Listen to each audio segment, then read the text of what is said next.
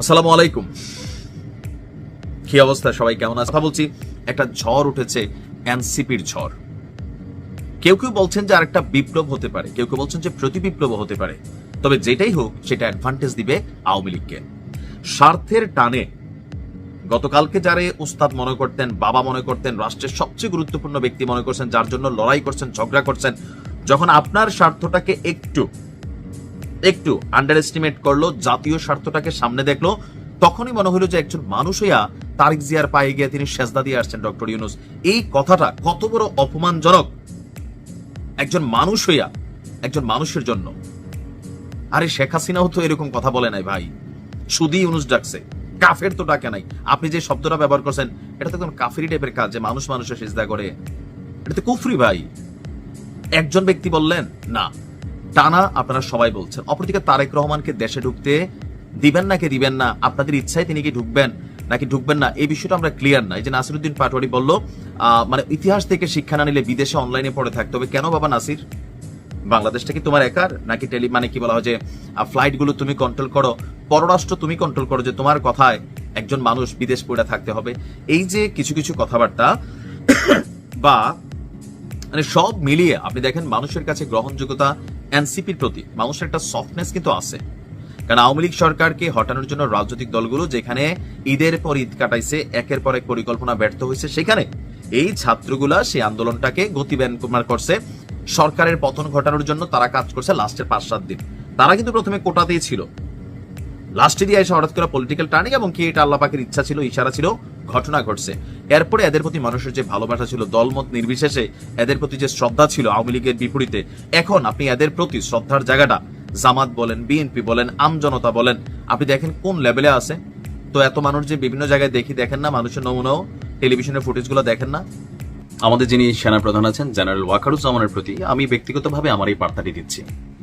Sir দেখেন, আপনি যে বক্তব্যগুলো গতকালকে দিয়েছেন অনেক কিছু পজিটিভ, আবার অনেক কিছুতে বাংলাদেশের সাধারণ মানুষের কাছে এই মুহূর্তে সেনাবাহিনীর যোগ্যতা নিয়ে প্রশ্ন কিন্তু উঠে যায়। কেন উঠে যায়? যে সেনাবাহিনীকে নিয়ে গেল স্বাধীনতা পরবর্তী সময়ে এত পরিমাণ গালাগালি, কথাবার্তা, সেনাপ্রধানের নিয়ে মানে এই ধরনের কটূক্তি করা, এর পাশাপাশি ক্যান্টনমেন্টের ইট খুলে ফেলবে, সেনাবাহিনীর মাথার ঘিলু নাই, মানে যাচ্ছে তাই ভাষা প্রয়োগ করে যখন এনসিপির নেতারা কথা বলে, তখন আপনি যেই ভাষায় কথা বলছেন এটার একটা সংবিধানের মধ্যে কানেক্ট করে ফেলা উচিত। কেন কানেক্ট করে ফেলা উচিত? কারণ সেনাবাহিনী নিয়ে খুব সহজে কেউ আসলে সমালোচনা করে না। আমরা ভাবি যে দুই একটা ছোটখাটো যদি দোষ ত্রুটি থাকেও, দিন শেষে বাংলাদেশকে ভালোবাসি, সেনাবাহিনীকে ভালোবাসি, এই জন্য আমরা কিন্তু বিষয়গুলো নিয়ে আলোচনা করি না। কিন্তু আমাদের কাছে খারাপ লাগে যখন দেখি যে সেনাবাহিনী নিয়ে যার যা খুশি, ডিজিএফআই নিয়ে, তারপর হচ্ছে ক্যান্টনমেন্ট নিয়ে বা সেনাবাহিনীর সদস্যদেরকে নিয়ে যখন গণহারে প্রশ্ন তোলে অথবা কথা বলে, আর তখন সেই কথার বেসিসে আপনি যে অ্যান্সারটা দিচ্ছেন এটা কি আসলে সবার বেলায় প্রযোজ্য হবে নাকি শুধুমাত্র এনসিপির নেতাদের বেলায় প্রযোজ্য হবে?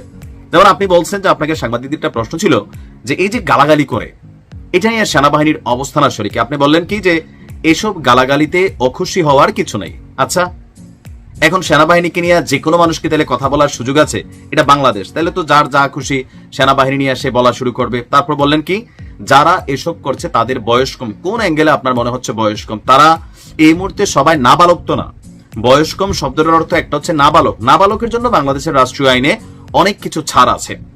যে প্রাপ্তবয়স্ক হয় নাই সে যদি একটা মার্ডারও করে তার বেলা আইনের ব্যত্যয় আছে, কিন্তু একজন সাবালকের বেলায় আসলে আইনের এই ধরনের ডেফিনেশনটা কখন তৈরি হয়েছে যে যারা এসব করছে তাদের বয়স কম, তারা আমাদের সন্তানের বয়সী।